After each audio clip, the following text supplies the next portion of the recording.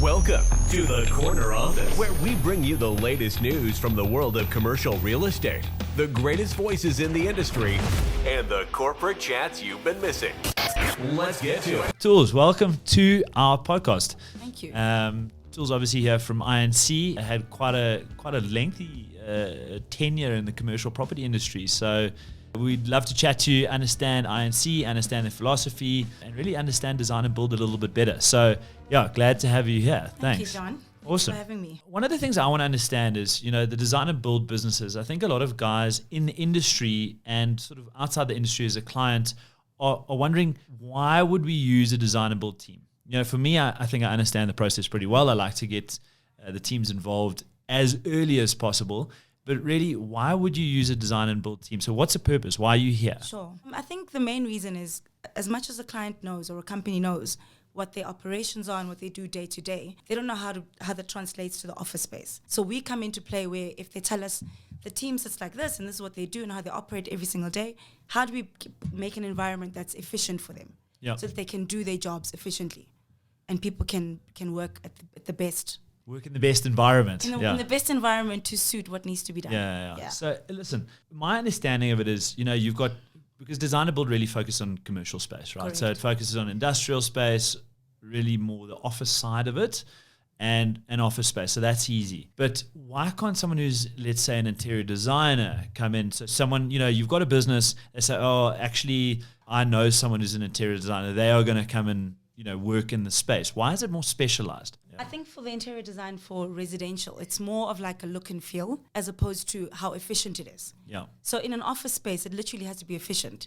You make sure that you look at how much space each division needs and who needs to sit next to who, so that the office environment flows, basically. And people have studied that. We've looked at various different iterations, even when we were putting our office together here. And as you know, you guys handle this job. So we were probably a terrible client, but we moved into an office space which was semi-fit out. So we inherited a previous fit out, which is a bit of a trend at the moment I'm seeing, where guys are saying, well, let's see if we can move into that space, take on some of that fit out, but as opposed to, and let's talk a little bit about some industry jargon, as opposed to moving into a gray box or a white box, a gray box specifically being, you walk in, you got the cement floors, you got the walls are probably painted or whatever, but you've got nothing else. You've got the soffits are exposed and there's no lighting, there's no aircon, there's nothing. That's a grey box. We probably walked into something quite different, not even a white box, which is painted walls, ceilings in. We probably walked into a little bit more of a Cat A type fit out. The carpets were already in, the drywalling was already in, meeting rooms were up. Yeah. But it didn't have what we were looking for. So there were some changes to be made. Correct. And there was some understanding from your side. Yeah. Is that really where the experience comes through? So back to your original point when you said you like to bring people like us in from the beginning, your office is a typical example. Had we been brought in from the beginning, and let's say it was a white box space, like you're saying, blank canvas, then we can design according to what you guys need, exactly what you need. Yeah. And it's specifically designed for Galetti, as opposed to walking into a space, understanding what Galetti's needs are, and then trying to marry the two. Yeah. Which can, in most cases, is a bit of a challenge, because then you must work with what you've got and still try and fit in the needs of whoever needs to go into it, as opposed to from the beginning, if you can design, and it's almost purpose designed, purpose built for the company and the company's needs. Yeah. Yeah. We had a bit of a challenge in that the Arrowhead guys who own the building said, listen, we're going to show you the space that you're going to take, and then, we'll show you your requirement, So this space is 1,000 square meters. Our requirement was probably 700 square meters. And we said, well, why are we going to do that? When we got up here, we worked it out. There were about 300 square meters between the space we needed and the bar that we wanted. And so that's what ended up happening. And now we were these, quite an expansive office. And we had to then tailor it to come and fit us, which is, obviously where you guys come in. So. And to be honest, that's more and more common now, especially post-COVID, because bars and offices. No. Firstly, but also finding spaces that are already semi-fitted, because it's a matter of cost. So landlords are incentivizing tenants by saying, we've already fitted out the space. You don't have to spend as much as taking a completely new space. Yeah. And that's why we now pose with that challenge of having to work with spaces as opposed to previously blank canvas, the white box. So let's talk about a process, right? So like I said, I like to get design and build guys involved right up front. So it's it's a situation where you're working with a client, the client's identified that they have a requirement. They haven't identified the space. How can you help to actually help identify the space, the most efficient space? What do you do first? What's the first? Actually, we even help them identify how much space they need. Yeah. So the first thing is the client is either in an office and they can feel and see that it's too small for them or it's too big for them. Yeah. So the first thing we do is a space analysis, needs analysis, where we calculate how much space they need based on number of staff, how big the team is, how many meeting rooms they need, all the different amenities they need in the office. Yeah. Once we know they need 700 squares, for instance, then they go to people like you guys, brokers, and look at 3 options, per se. Then we'll do a test fit on the top 2 options and tell them they might all be 700 squares or there or thereabout, but the layout of the office will determine how efficient it is. One is more optimal. Correct. Yeah. So then we'll look at 2 offices, do a test fit, which is a space plan based on the space calculation and all of their needs, and then we'll then say which is the better option. And guys are typically looking at how many desks or seats they can get into a space and still get the other things that they want: a boardroom, a chill lounge, sleep pod, all the new stuff that we need in breakaway offices, areas, all of that. Yeah. Okay. You've got a client and they're coming out of, let's say, Joburg CBD. It's an older building, one of these central cores, and it's maybe a cellular office setup, so individual offices for each and every person. How do you drive the narrative of, guys, there's actually a new way of working, and we think that this could be, maybe you're dealing with someone who's quite sort of fixed in their way, and you have an idea. Do you get in there and drive a narrative, or are you just listening to the client saying, yeah, fantastic, cellular offices, way to go, Yeah. So, we do try and educate them around the trends and the most efficient way of working, but it does go back to the culture of the company. Yeah. So, most companies these days are quite open and people are open plan, but you do get those that are still quite stringent and old school, where you can't change the way they think because they think it's the best way to work. We are guided by the client, but of course we do try and educate them on the better way and the most efficient.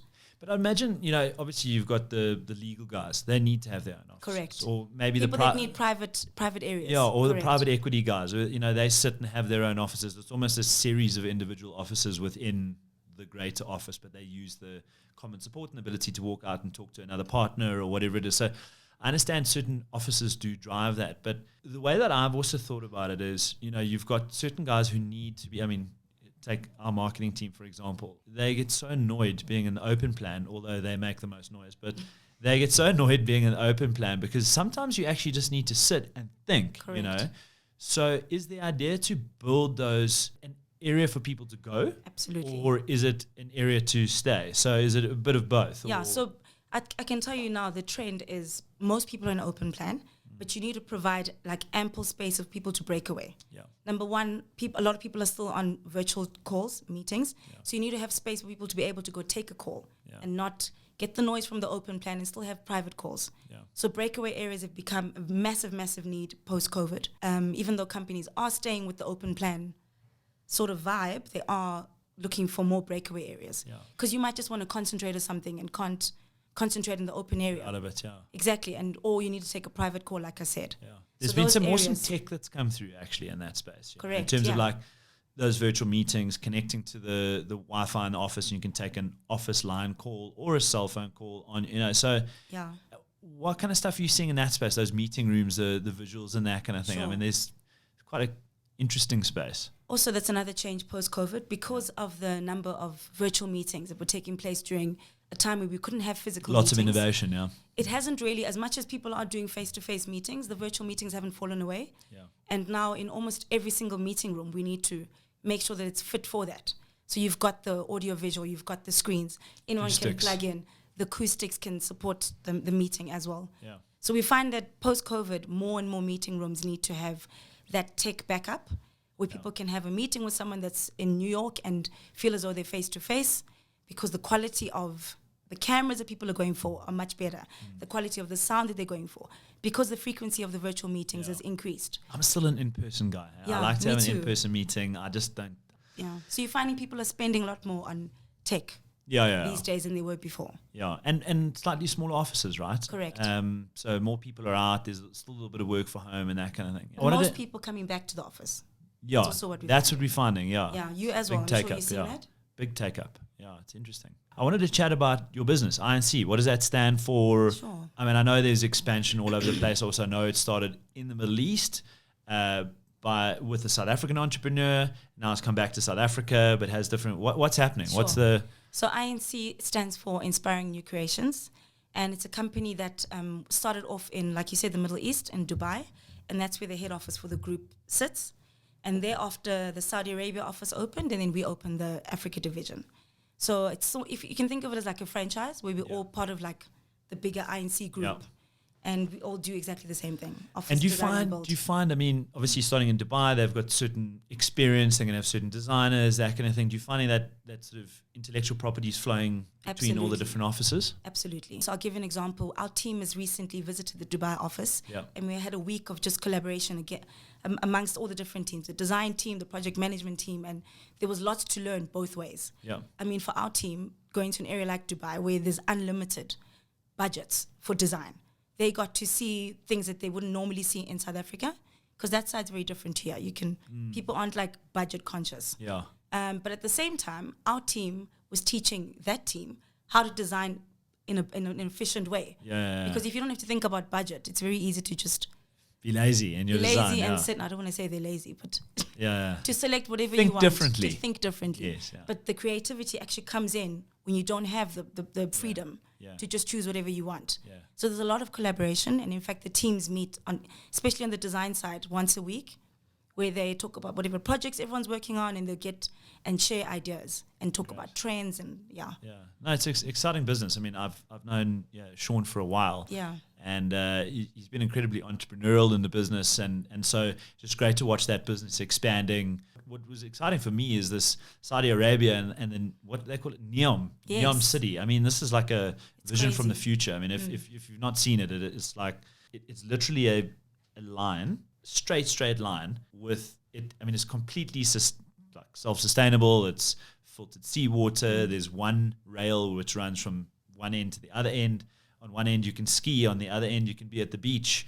It's only sort of like 1 kilometer wide by hundreds of kilometers long, type of thing. It's like a wild place, And at the moment it's literally just a construction site. So how are you guys fitting into that space? I mean, where do you get your supply? I mean, you're flying things in. It's bizarre. But I mean, John, if you look at most companies, they're opening head offices in Saudi, and most tradesmen are also moving there. So I think people are actually looking at that and almost preparing for that. Trying to get ahead of the curve. Correct, for the need that's coming. We've got currently, I think, our Saudi team imports a lot from Dubai. Yeah. Obviously, because we've worked with a lot of people there as well, and it's quite close. Yes. But I think in the future, what is going to happen is most of it will be set up. Yeah. Correct.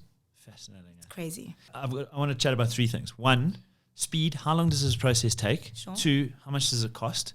And then going into cost, what are some of the obscure requests you've had from clients? I mean, I've heard of, tables imported for like 750,000 Rand, and when you start putting it into dollars, it's probably not that much. But these are big numbers, There was a story, I won't mention the client's name, it was an 800 square meter office that at that point in time, this is many years back, they'd spent 16 million on the fit out and another 16 million on the furniture, like serious stuff, serious, Sure. What kind of things are people ordering? So your first question, the timelines, I'd say on average from the time you're on site, it's 4 to 6 weeks for a normal size project, 500 to 800 to squares. To deliver. So from build, and that's assuming local finishes, nothing's been imported, because challenges come in when products are imported. Sure. And then you can't control the timelines. Also the client not making up their mind. That Correct. can also really stretch the timeline out. Exactly. Another client we won't mention. Oh, okay. It took much longer than average. Feels personal. And then, or other bigger projects, I'd say 8 to 12 weeks. Okay. So it also depends. If you're getting a furniture purpose built, then you have to go in line with the timelines of the actual furniture. If they're bringing along their own furniture, obviously, then it's shorter timelines. Yeah. Is the space white boxed? Are we working with something that's already semi-fitted out? Yeah. So all of these kind of things come into play in terms of the timeline. Got you. Cost, same thing. Yeah. Are we using anything that's existing? Are we working from a white box? Are we doing imported finishes? Are we doing local, everything local? Does it include aircon? Does it not include aircon? Yeah. So it's hard to say what the average costs are, because it depends on what the client wants. Yeah. So what are some of the sort of outrageous things? Or not outrageous, but the sort of like really high-end implementations you've seen in in a design, you know, the clients request and say, we really want this, but it's a big number. And you're like, wow, that's going to blow the budget now, you know? So we've actually just recently completed a fit out for a multinational, actually international company. And because they've got an office in Dubai, they had some finishes in Dubai that they wanted to implement. Yeah. Got you. Some of which we'd never seen before. So now we're going international and logistics. Correct. Just International logistics and working with a product we've never worked with before. Locally. So luckily, because of the collaboration with the Dubai office, they were able to assist us with that. Yeah. But it still comes down to the people that need to implement it here. Yes. Right? Yeah. So one of the unbelievable things that we've just been exposed to is smart vinyl. Yeah. So you know how you've got vinyl on your glass partitions? Like a frosting. Yeah, like the frosting on your glass partitions. There, it's literally controlled by a remote, and you switch it on and off.